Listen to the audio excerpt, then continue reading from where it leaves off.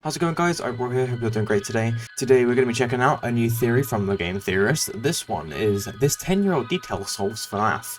Now, I think this one's based around Fnaf 2, which is cool. I haven't had a Fnaf 2 theory in a long time, so I'm excited to check this out. Take a look at this footage from Fnaf 2. Seems normal enough, right? But what if I told you that the Mimic is in this video? No, I'm not lying to you. And no, I've not dotted the footage either. The Mimic is here. They have been here since the very beginning. The Mimic? Give up? Well, if you look very closely, you'll find that the Mimic is this guy right here. Yep, knew he was gonna go. Hello, Internet! Welcome to Game Theory, the show that cannot believe I like that old style, like the 10 carpet in the Secret whole Memory trailer. years of Fnaf. Feels like just yesterday I was watching Markiplier scream at this tiny unknown indie game, and now it's an indie horror empire full of games, movies, books, and more merch than a Pizzaplex can handle. 10 years is a big deal. Believe me, we would know. And so to celebrate, Scott pulled out all the stops. We got an anniversary week full of fanverse games, demos, books, movie teasers, and of course, the crown jewel that was Into the Pit. Though while that game offers a lot in the way of theorizing, that's not what I wanted to talk about today. Don't worry, that video is coming. I just need a little more time. So make sure you're subscribed so you don't miss that video when it drops. There may also be a special Theorist surprise in store. Hint, hint. But for this episode, instead of talking about the biggest release of the week, I wanted to talk about the biggest surprise. You see, we knew about every release that was happening during this anniversary week ahead of time. That was except for one. Steel Wool had a mystery announcement slot, and a lot of us just assumed it was going to be DLC for Help Wanted 2, but that's not what we got. Instead, Steel Wool completely sideswiped us by I was like 100% convinced it was going to be Help Wanted 2 DLC because of Scott's second interview with Dorka a few days before. He's mentioned in it that there's something else they're working on that isn't the announcement, which, by the way, is nuts. Now we know is actually Secret Mimic we've got revealed, so they're probably working on FNAF 12, which is going to be like a proper continuation from Ruin or something, where we play as Cassie again. But yeah, I was fully convinced I wanted to do DLC, but no. Revealing a 40-second teaser, not for DLC, but for a brand new game. We open on a 70s style carpet. The camera tilts up to reveal a Jack-in-the-Box playing music. The music stops, the box opens, and we hear a laugh as a clown mask peeks out from the box. The film reel we're watching begins to burn up, revealing the date 1979. Finally, we see a title card appear from the darkness. Secret of the Mimic. The internet lost their collective minds over this. Not only were we getting a game exploring the character that was a complete I know that's just a quick like put together thing of what the cover would look like from what we've seen, but that picture alone makes me so excited. History when it appeared at the end of Ruin, unless you happen to read the books, but it was also going to be a prequel, set before any other FNAF game. A lot of us have been theorizing about the origins of Freddy's ever since we got the Fredbear Singing Show ticket in Security Breach, and in 2025, it looks like we're gonna see if we were right.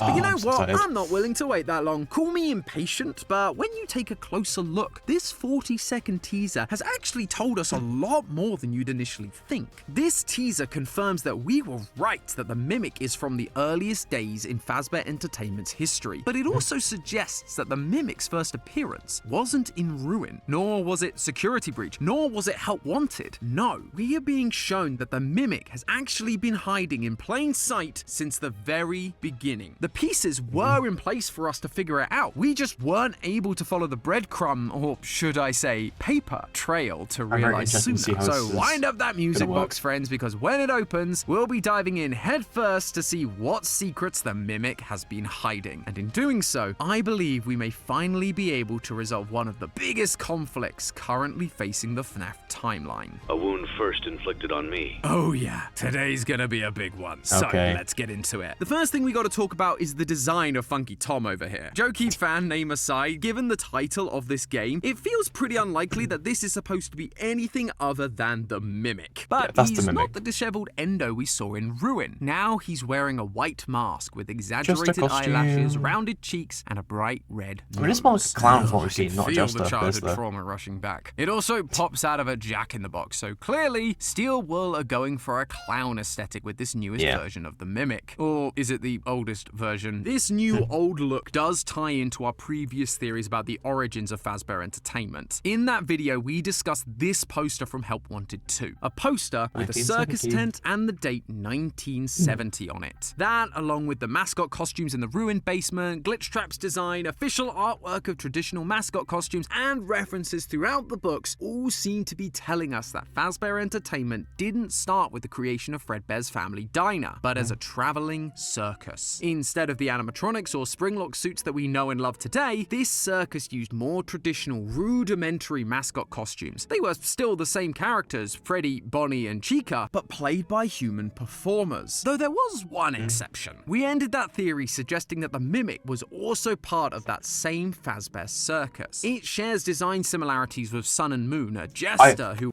I am 100% convinced, by the way, we're going to see Daycare Attendant again in Secret of the Mimic because of his design, and he's probably from back then. And also, what's interesting, or what I thought about maybe, is we won't see him as Sun and Moon. We'll see him as Eclipse before he got put into Sun and Moon, maybe, before we re-put him into Eclipse and fixed him in Maroon. Who was associated with the carousel from the Fall Fest circus, a carousel that we watch burn. Repeatedly in Help Wanted 2, we see the festival burn down, both in the carousel level and in the Fazablast level. And what else do we know is burnt? The Mimic. In the first epilogue of Tales from the Pizzaplex, when the Mimic arrives, it is first described as being burnt. Thus, it seems like the Mimic has been here since that Fall Fest in the 70s. Oh, yeah. You might think I was celebrating this fact. My first FNAF theory was right. Let's go!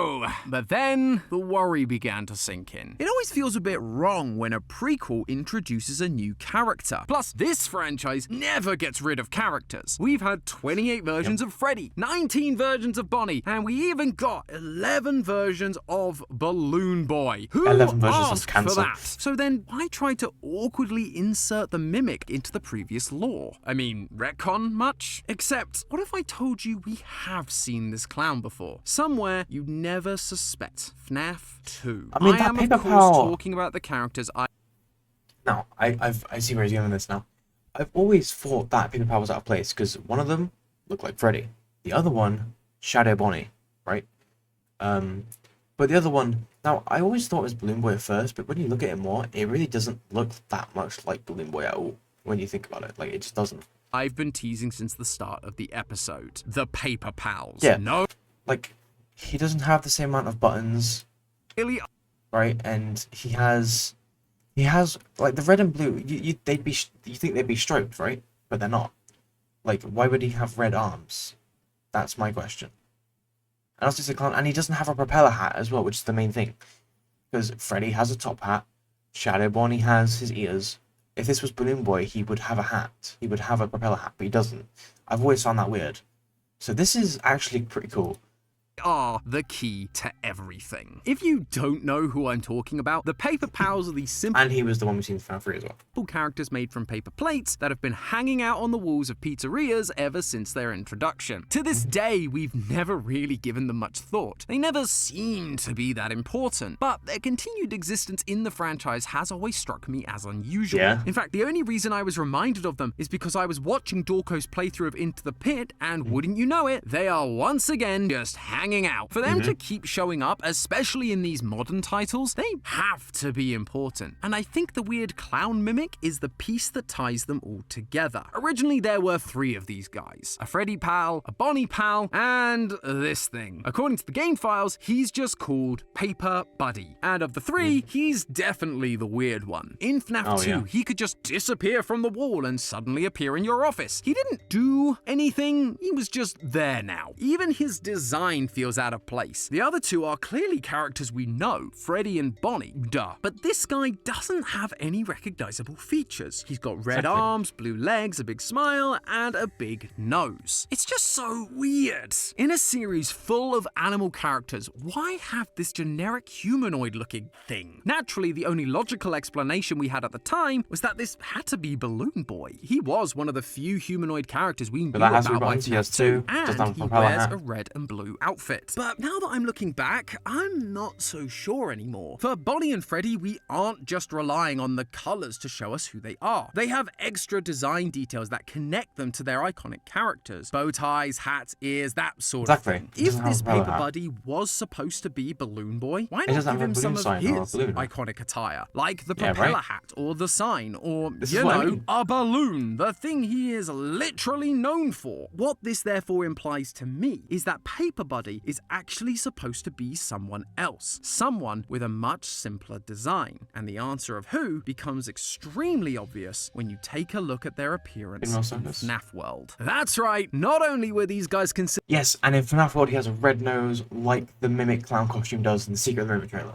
Take a look at their appearance in FNAF. I just realized that. That's right. Not only were these guys considered important enough to be playable characters in one of the weirdest entries in this series, but Scott also used it to give us a vital clue about who this guy was supposed to be. And it's all because of one teeny tiny design change. We've gone over Paper Buddy's design already. The red arms, blue legs, buttons, big smile, happy eyes, big nose. All of that is the same in FNAF World, except for his nose. It's still as big as before and it's in the same place, but the color is now different. It's been changed to red, and a red nose means one thing: clowns. What we're seeing is Paper Buddy's design matching exactly with the iconic design of clowns, and therefore also matches what we've seen from the Mimic in this latest teaser. Now, I recognize that this feels like a stretch. This is all down to interpretation. I actually like could this. be taken a number of different ways. Believe me, I was honestly unsure of all of this too.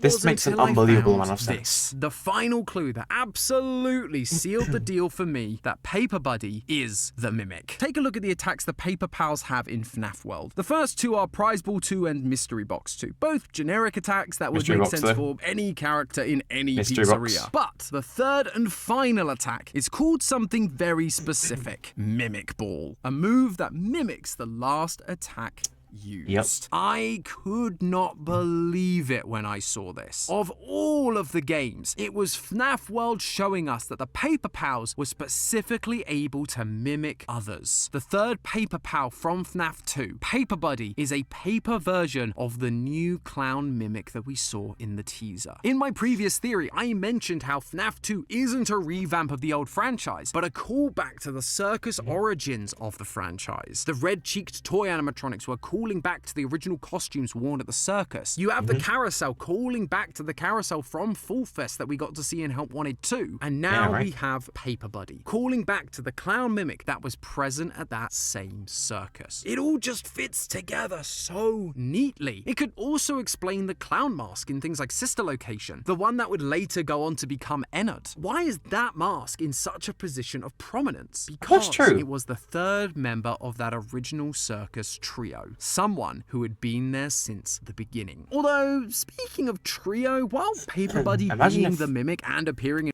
Imagine if the Mimic, the Ennard's mask is actually like a newer version, like an upgraded version of the Mimic's clown mask from the teaser. That'd be crazy, because with like the FNAF 2 animatronics, I'd say parts taken from them to make the animatronics we see in FNAF 1. So it could be the same thing. So actually could be, to be honest. In FNAF 2 makes sense. Him being grouped with Freddy and Bonnie feels a bit odd, right? Even for the early days of the franchise, a clown isn't the obvious one to pair with Freddy and Bonnie. Chica I'd have understood, maybe even Foxy. But this guy is just so random. If you've followed us for a while, you'll know that we are obsessed with these kinds of details. The grouping of animatronics through merchandise or decor can often tell us a lot about the history of the franchise. We felt like Foxy had to come later because he had a separate stage to the other three. It felt like Chica wasn't originally part of the group either because she had her own Party World spin-off during Sister Location. And in Ruin, we figured out that Sun and Moon came much earlier because they were getting collectibles alongside OG characters, while newcomers like Roxy and Monty weren't. So placing the Mimic Clown alongside Freddy and Bonnie has to imply there's a special connection between the three. So why make the Mimic the awkward third wheel alongside this famous duo? Well, it turns out the rule of threes isn't just an important literary technique, it was also super important for performances at the circus, particularly when it comes to clowns. In a traditional circus, you would have three major clown archetypes: the Auguste clown, the white-faced clown, and the contra-Auguste clown. We spoke about the Auguste clown in our previous theory. These clowns were the ones with red cheeks that were designed to appear silly and make children laugh. Often they were portrayed as an intelligent but lower class clown, the laborer, the one who would do a job, often badly, which led to them getting a pie in the face or falling off a ladder, you know, the typical slapstick stuff. The white-faced clowns, on the other hand, are supposed to be more serious and bossy. They were of a higher status, and so they would be responsible for assigning the tasks to the Auguste clown and would often become frustrated at their failed results. Finally, you have the contra-Auguste clown, who was the middle ground. Still lower class than the white-faced clown, but not to the same degree as the Auguste clown. And looking into clown literature, which, yes, is a thing that I read, the contra-Auguste's role was to do one thing: mimic the white-faced clown. No, I'm not making that up. It was right there on the page in front of me. What we now have are three distinct characters: a serious boss clown, a smart worker clown, and a mimicking clown. Now, look at who we have at the start of Freddy's. While we don't know a whole lot about the specifics of this Fazbear circus, we do know one thing: Henry and William were actively performing during the early days of the franchise. Another thing which would be amazing to see in Secret the Mimic: official models for Henry and William. And maybe even see like Charlotte and Elizabeth and the Crying Child and Michael and William's wife, because they're all around at that time. They'll be a little bit younger than we see them in Fnaf 4 and everything, but they're still around, so still, please.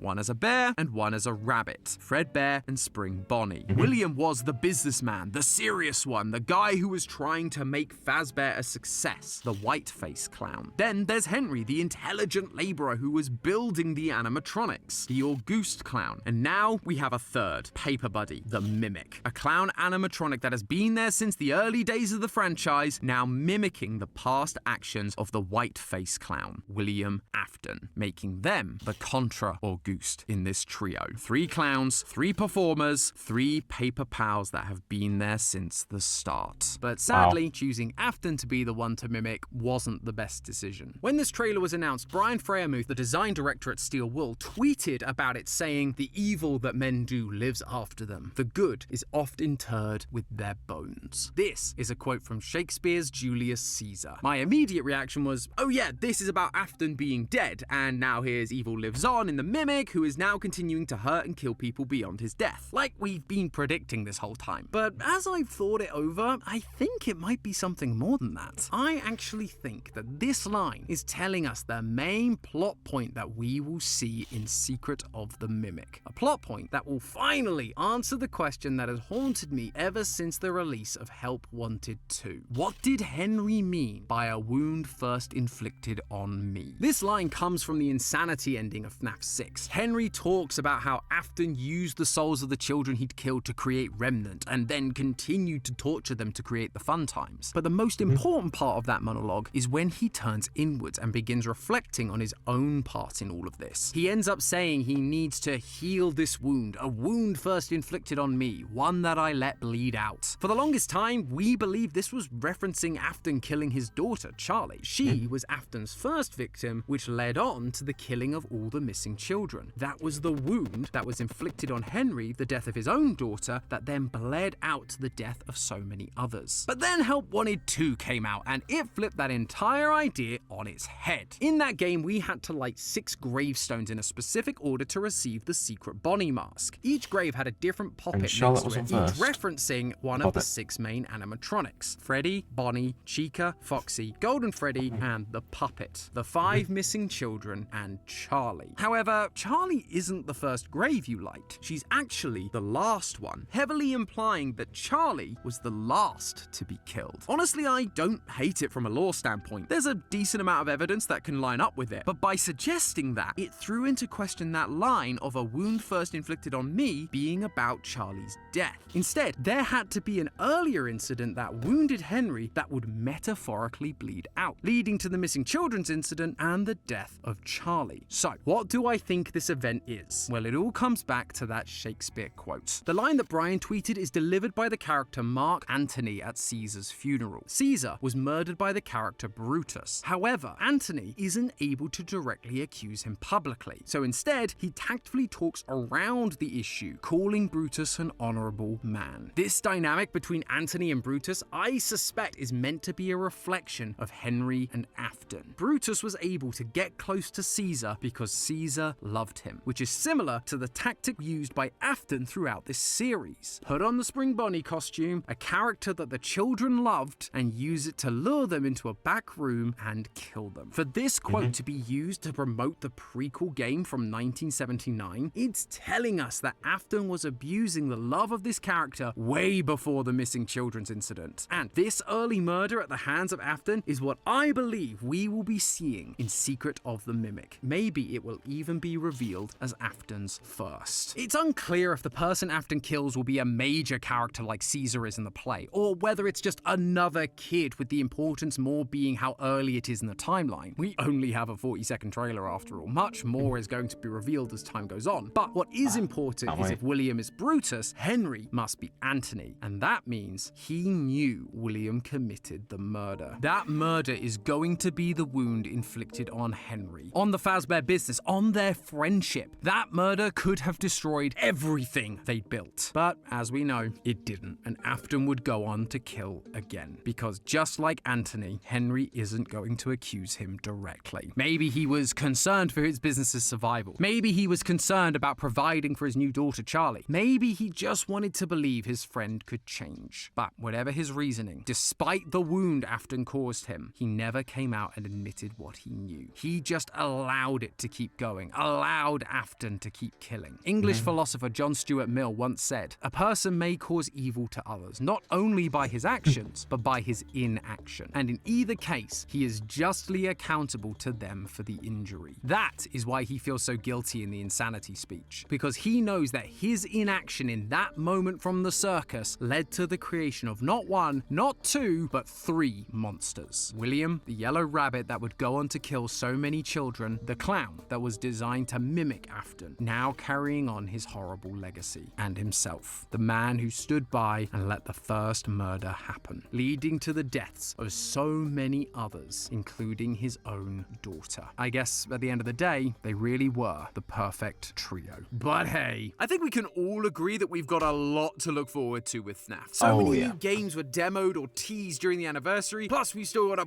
bunch of new books and a second movie coming. There's so much stuff I'm really excited for. But when it's the next like FNAF game in like the main timeline, like not spin-off, not fanverse, not a movie, not a book, not merch, when it's like the next like full-on FNAF game, so you know, Secret of the Mimic, I always get most excited over that for sure.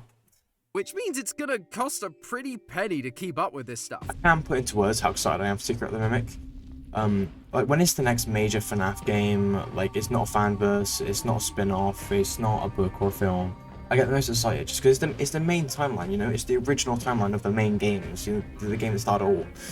And yeah, I always get more excited for them, and I have not been this excited for FNAF in so long. Like, the thing I've been most excited for ever is Security Breach. The build-up for that was like, it was unreal. And with Ruin and Help Wanted 2, we kind of knew what to expect in terms of like, you know, Ruin, it was a DLC for Security Breach. We saw the same characters in the same place, just ruined, and you know, we kind of theorized where the story was going to go because of the Tales books and stuff with the Mimic and everything. But like, so we kind of knew what to expect. And with Help Wanted 2, it was basically like assisted location Security Breach version of Help Wanted 1. So again, we also knew what to expect. But with Secret of the Mimic, just like Security Breach, it's a brand new concept for just everything. We don't know what to expect, and it just makes it 1,000 times more exciting. Even though we've got so many FNAF things coming next year and everything, like, it's not just that. We've got all the build-up for everything, all the trailers for all the games and stuff, and the second movie and stuff happening next year. So, like, bro, when the gameplay trailer comes out for Secret of the Mimic, my soul's gonna leave this earth from happiness. Hope you guys are just as excited for Secret of the Mimic as I am, and I will see you all again soon.